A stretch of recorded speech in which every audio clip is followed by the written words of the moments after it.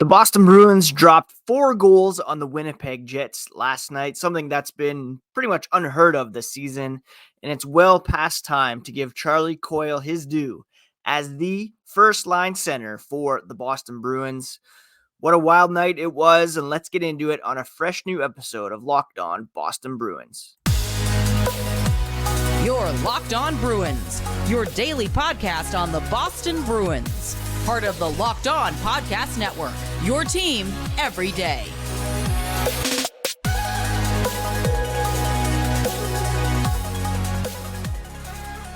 What is up, Bruins fans, and welcome back to the Locked On Boston Bruins podcast. I'm your host, Ian McLaren, and this is a daily show where we discuss all things Spoked B. Today is Tuesday, January 23rd, and I want to thank you so much for making Locked On Bruins part of your daily routine. Free and available on your favorite podcast app and on YouTube. We are part of the Locked On Podcast Network, your team every day. And today's episode is brought to you by Game Time. Download the Game Time app, create an account, and use code LOCKEDON for $20 off your first purchase. The Boston Bruins last night did something that very few have been able to do this season, and that is score 4 goals against the Winnipeg Jets. In fact, the Jets had allowed 3 goals or fewer over the past 34 games. This is the first time since November 2nd that this happened. The 4th goal, of course, was an empty netter, but still, the Bruins were able to shake off a rather embarrassing 5-1 loss to the Jets earlier this season and take a big 2 points from one of the top teams in the NHL, a legitimate Stanley Cup contender in the Winnipeg Jets. Before we get into that and how they did it, quick reminder, you can find the podcast on social media at Locked NHL Bruins, and you can find me, my hockey thoughts, and dad jokes at Ian C. McLaren. The Bruins 4-1 winners over the Winnipeg Jets last night, and a big reason why, once again, was the play of Charlie Coyle. Charlie Coyle, I mean, what can you say about this guy at this point? There were legitimate questions about who would fill the top center role in the absence of Patrice Bergeron, who retired this past summer. We saw some glimpses of chemistry between Coyle and Brad Marchand in the playoffs last year. And most recently, Coyle has been riding shotgun with Marchand and David Pastrnak on the team's top line, and he has been just fantastic. He's got a 5-game point streak going on. He scored 2 points in each of the past 3 games, a 1-goal, 1-assist effort last night, coming off a 1-goal, 1-assist effort against Montreal, a 2-assist effort back last Thursday against Colorado.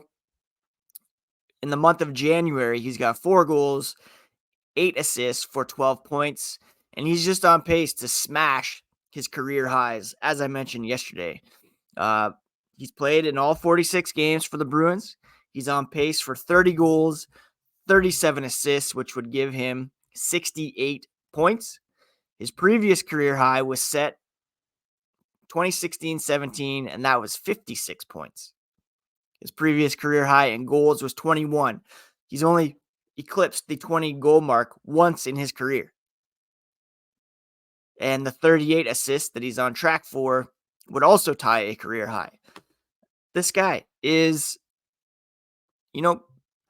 31 years old. He's going to be 32 in March. And he has just been playing unreal hockey as of late for the Boston Bruins. And, Jim Montgomery said it's not just as though he's deferring to Pastrnak. He's not looking for pasta per se. He's taking his shots when it's there, hanging on to pucks, not looking to give in. That's the level of confidence he's grown into being the team's number 1 center. Jim Montgomery added, Coyle is someone that helps you win every night, even if he's not generating because of how he plays without the puck. But he has this newfound offensive confidence, and he's wanting to shoot pucks. Coyle, for his part, said he's just trying to play the best he can for the team, trying to take advantage of the opportunities that are there for you. He wants to come in every night, contribute, be the best player he can. Whatever the team needs is what he wants to bring and keep building on it. Whatever he's doing, it is clearly working for him. And he was one of the big reasons why the Bruins beat the Winnipeg Jets last night by a score of 4-1. In fact, Coyle ended up scoring the game-winning goal, his 17th of the season. Primary assist from Hampus Lindholm, who deserves honorable mention for picking up his game as of late. I think he has 10 helpers over his last 14 games. Brandon Carlo got the secondary assist there. And Coyle then got the primary assist on Brad Marchand's empty net goal to seal things with under a minute remaining in regulation play. Again, just a fantastic effort from Coyle, who led the team with the 2 points last night. Now, the Bruins, you could argue whether or not they deserved to win this game. Jeremy Swayman played exceptional, especially late, making some huge saves at 5-on-5. Winnipeg had a 55% advantage in terms of shot attempts, in terms of shots, scoring chances. They had the advantage as well. High danger chances, though, Bruins had far more, 8 versus 5 at 5-on-5 play. So they were getting into those dirty areas and getting some quality opportunities on Connor Hellebuyck. High danger chances in all situations, Bruins had a 10-5 advantage. And so you can get all the shot attempts you want. You can outshoot the opposition, but if you're not getting in there and getting high danger chances, then, it doesn't mean as much. Shots in all situations were low. It was kind of a low event game that way, 21-21, but 10 of those opportunities were high quality chances. The Bruins led in expected goals 3.3 to 1.59. So while they were out attempted and outshot at 5-on-5, they certainly had the best opportunities and they made good on them against a very, very good goalie in Connor Hellebuyck. Again, the Jets were without top center Mark Scheifele and Gabe Vilardi, who's been very effective for them. So not quite a peak Jets roster, but Connor Hellebuyck, whenever he's in there, always tough to beat, and the Bruins got the job done, primarily because of Charlie Coyle's effort, but other guys contributed, and we'll talk about the other 2 stars here as the podcast continues.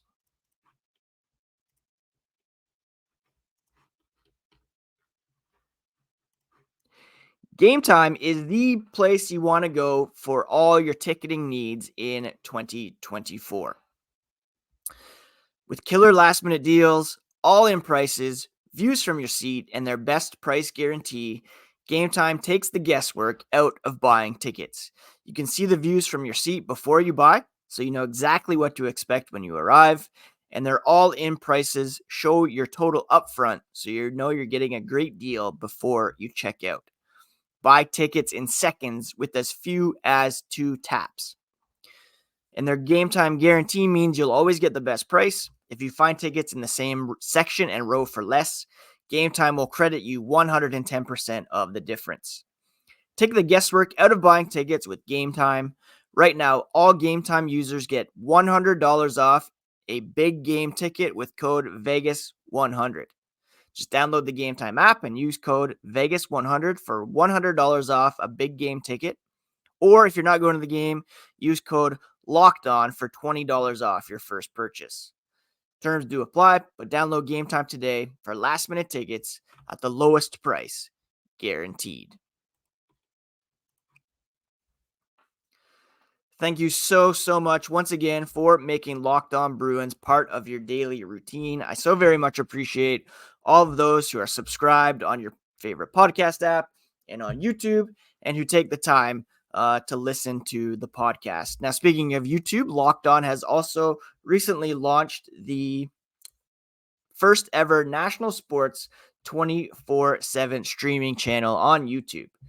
You can get access to all the top sports stories of the day, plus our national shows covering every league.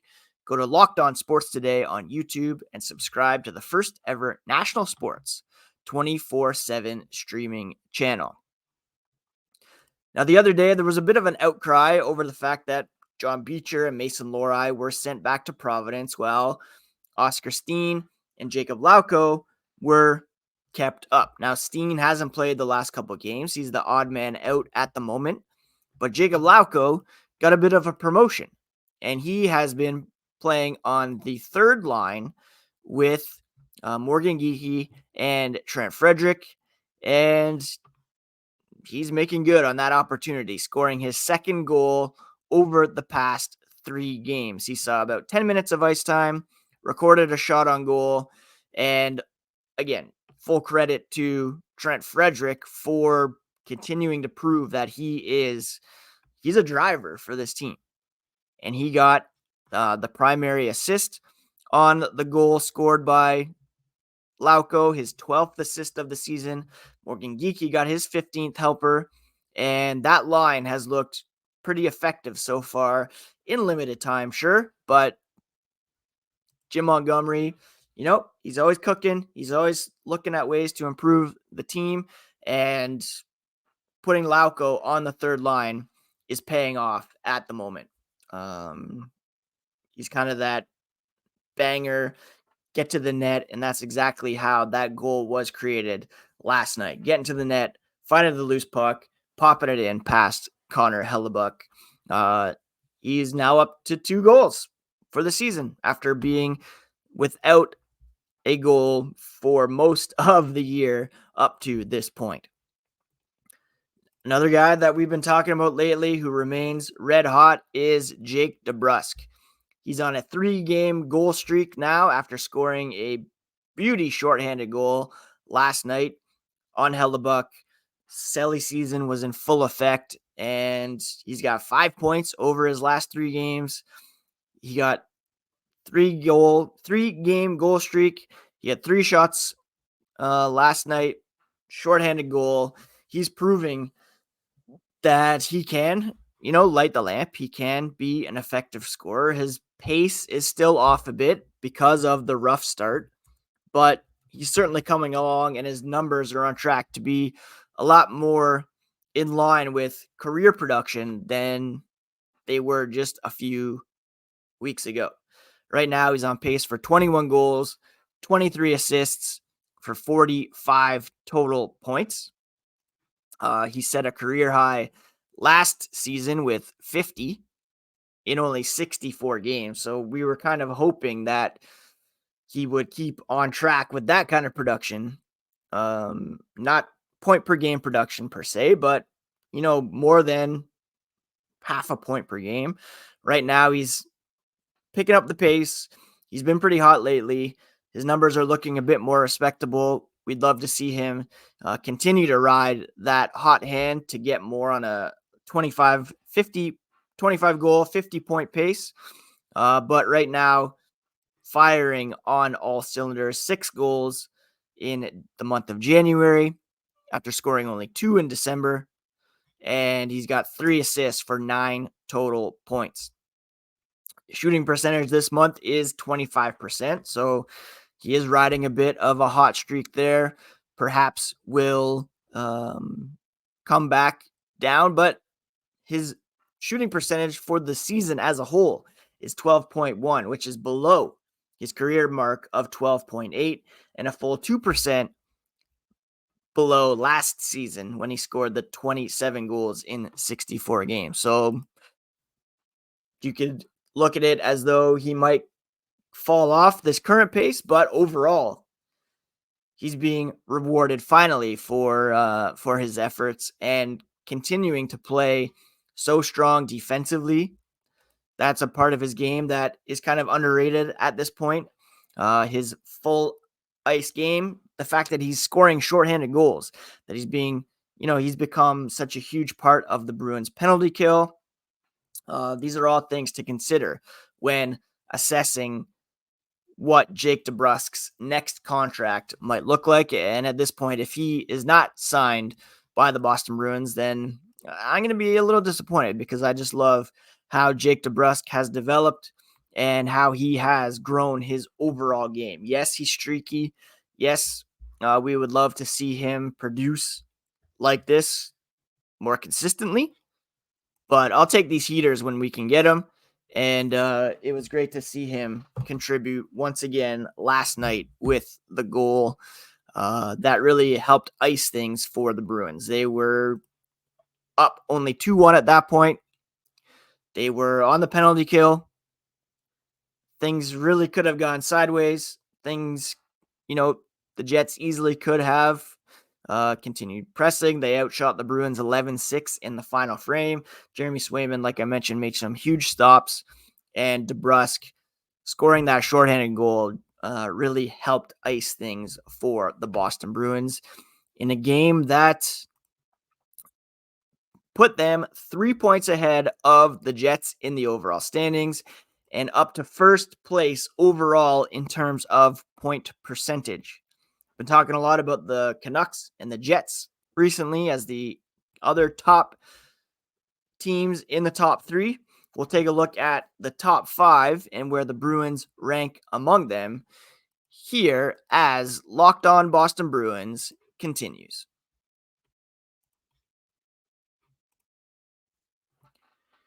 Any fantasy sports aficionado should be jumping on Sleeper, because they have the best platform for daily fantasy hockey. It's our number one choice for daily fantasy sports, because with Sleeper, you can win 100 times your cash in daily fantasy hockey contests.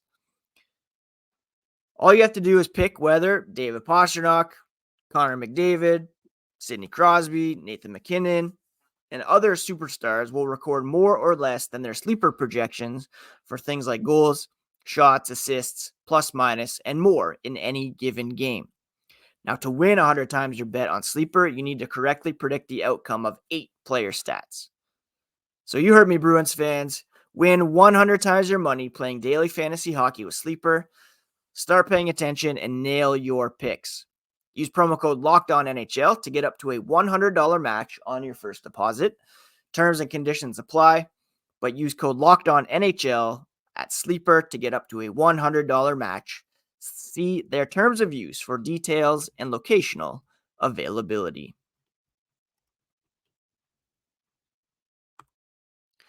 All right, Tuesdays are cup check time here on Locked On Boston Bruins, where we look at the top 5 teams around the NHL and assess how the Bruins rank among them. Like I mentioned, the Bruins are currently first overall when it comes to point percentage. And that's just absolutely insane to me.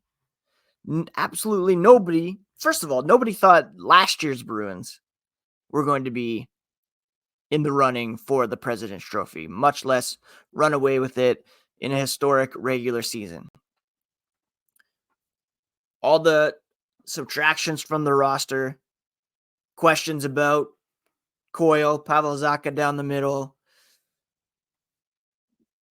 Nobody picked the Boston Bruins to be anywhere near first place in the Atlantic, much less overall here in 23-24. But here they are, once again, 46 games in, a record of 28-8 and 9, the only team with single-digit regulation losses. Winnipeg, Vancouver, next closest at 11.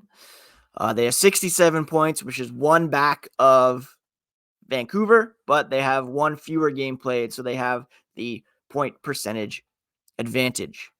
They rank third in goal differential at plus 41, just one back of Winnipeg at plus 42. They're also riding a 5-game win streak, 6-1-3 over their last 10. One of the hottest teams in the NHL, although Vancouver's 8-1-1. Winnipeg still 8-2 despite last night's loss. And the Oilers, of course, the hottest team, 13-game winning streak. And they're slowly rising the ranks here. Point percentage, they're a bit further down, but clearly a team to be reckoned with. The other top 5 teams at the moment, well, there's the Colorado Avalanche, who are at 670 point percentage, who the Bruins just beat as well. They're 4th, and then there is a 3-way tie for 5th highest point percentage between the Florida Panthers, New York Rangers, and Dallas Stars, all at 652. Give the Stars perhaps the advantage there. They have a plus 29 goal differential, which matches Colorado's. Florida's at plus 25. The Rangers plus 18. Now, there are still some concerns when it comes to underlying numbers at 5-on-5 for the Bruins. They have a 48.52 shot attempt differential, which we'd love to see rise a bit. They're being outshot pretty consistently at 5-on-5, a 49% shot differential. But when it comes to expected goals, it's pretty even, 49.98. They have a slight advantage in terms of scoring chances and high danger attempts. They're above 50% in that way. And of course, what's really keeping them as one of the top teams is their goaltending. 5-on-5, they rank 2nd in the NHL in terms of save percentage. The other top teams in save percentage, Winnipeg, Vancouver. If you look at PDO, which is adding up shooting percentage and save percentage at 5-on-5, and the common belief is that teams will average out around an even 100 by adding shooting percentage, save percentage.